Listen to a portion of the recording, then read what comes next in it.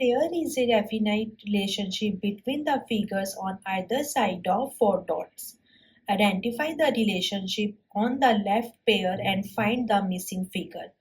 ये जो four dots हैं इसके यहाँ पे एक पेयर दिया है जिसके अंदर एक रिलेशनशिप फॉलो हो रहा है और यहाँ पे क्वेश्चन मार्क है और यहाँ पे भी एक फिगर दिया है। इस क्वेश्चन मार्क के अंदर इन चारों में से कौन सी फिगर आएगी जो कि जिसके अंदर की जो रिलेशनशिप है वो सेम हो जो यहाँ पे रिलेशनशिप फॉलो हो रही है। जो ये वाली फिगर है वो आप में मानो कि ये वाली फिगर है, तो इस फिगर से ये फिगर बनी है तो इस फिगर से अब हमें ये वाली फिगर बनानी है। तो इसके अंदर जो ये गोल है और इसके अंदर की जो लाइंस हैं ये भी यहीं पे गोल है, मतलब ये गोल जो है वो ऊपर नहीं हुआ।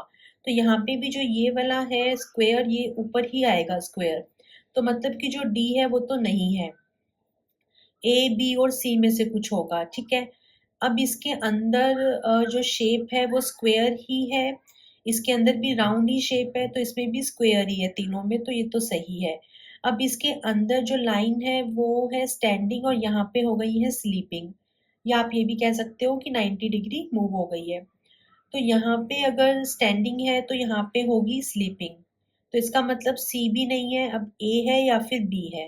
ठीक है, उसके बाद में अगर ये एरो देखते हैं, अब ये यहाँ पे ऐसी थी और यहाँ पे ऐसी हो गई, तो ये एरो यहाँ पे ऐसे है तो यहाँ पे ऐसे और ऐसे होना चाहिए, तो ये तो फिर दोनों के लिए सही हो रही है।